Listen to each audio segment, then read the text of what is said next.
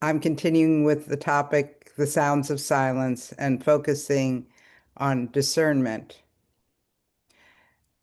I'm going to do something a bit different now. I'm going to start by riffing off of something that Linda said yesterday oh no, excuse me, Monday, the day before yesterday in her talk.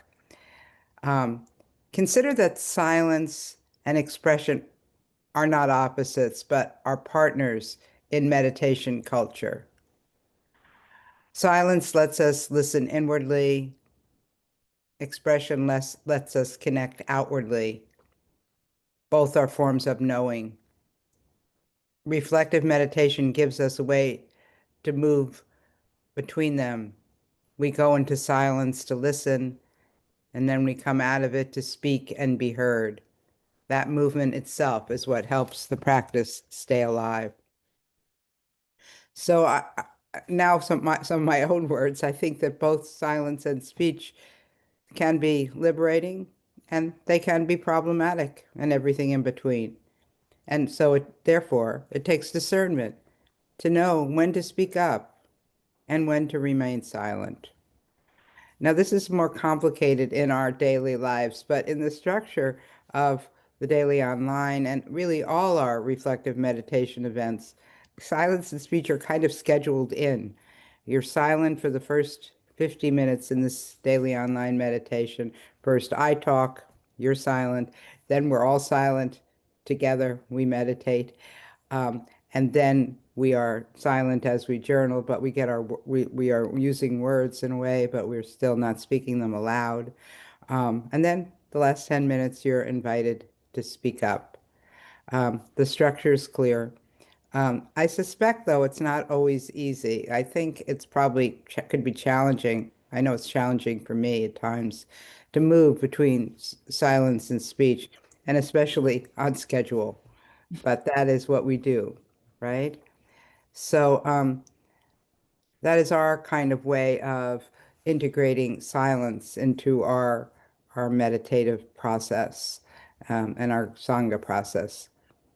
And so almost all Buddhist traditions maintain some amount of silence, but to varying degrees. I remember when I was a younger Buddhist, a younger person and a younger Buddhist, and I went on Vipassana retreats, and silence was pretty much it for 10 days, except for, in interviews, either individual or group. But then I heard those Tibetans were talking more often, and so at different degrees. Um, and so the Buddha did speak in his early texts about silence um, and and noble silence. But before I speak to that, I want to speak about that word noble for a moment, noble silence. Because in our book, Reflective Meditation, Cultivating Kindness and Curiosity in the Buddha's Company, and in our Dharma talks, we adapt the word noble we call it ennobling, because we like to use words that describe a process of something that's ennobling, a silence that becomes ennobling, rather than something that's static. But you're going to hear it more frequently referred to as noble silence when you look at other sources. So now I'm going to quote from Wikipedia. Noble silence is the term attributed to Gautama Buddha for his reported responses to certain questions about reality. One such instance is when he was asked the 14 unanswerable questions. And then there's another specific reference to noble silence, which involved an occasion when the Buddha forbade his disciples, from continuing a discussion, saying that in such congregation, the discussion of, of the sacred text doctrine is proper. Oops, got all messed up in my cutting and pasting, but basically what he was saying is that it was improper for them to be having that kind of conversation. Um, Now, Wikipedia makes it very clear that this does not indicate that the Buddha had a disdain for debate or philosophy or, the Sangha members speaking, but rather it indicates that these questions do not lead to, quote, true knowledge.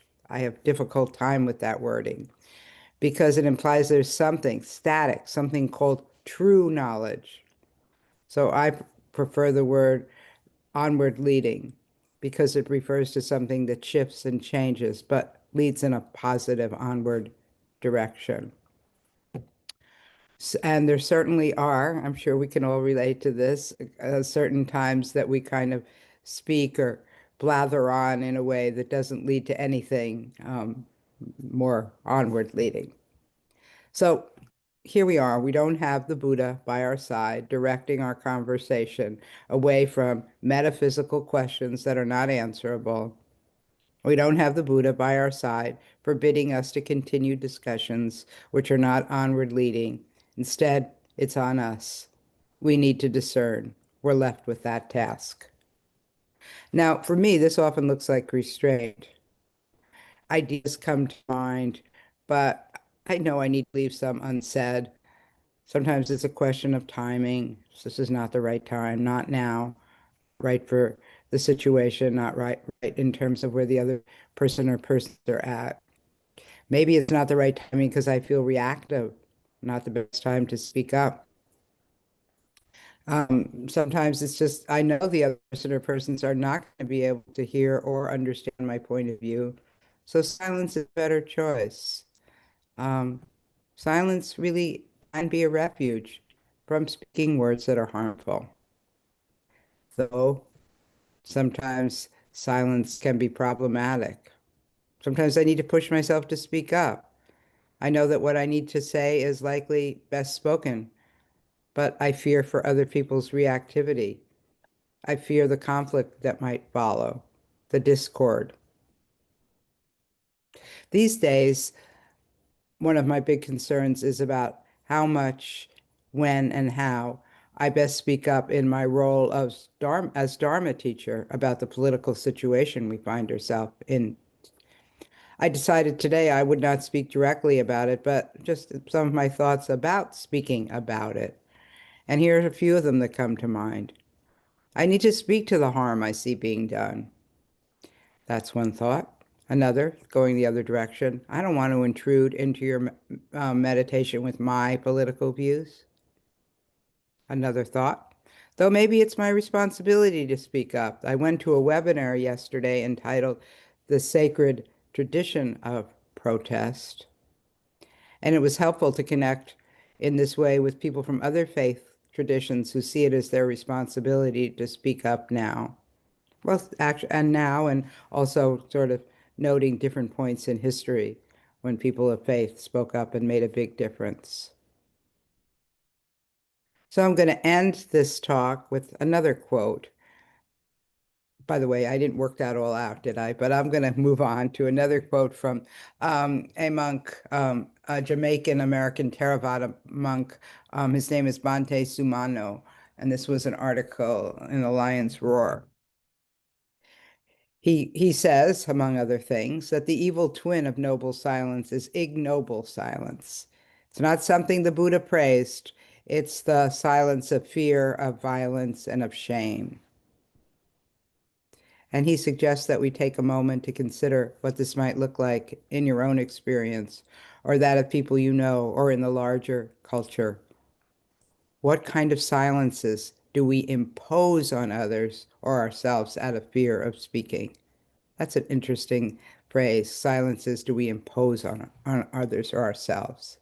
But he goes on to say, I think of the myriad ways women, queer people, and folks of color, along with other historically marginalized groups, have been othered and silenced by the dominant culture.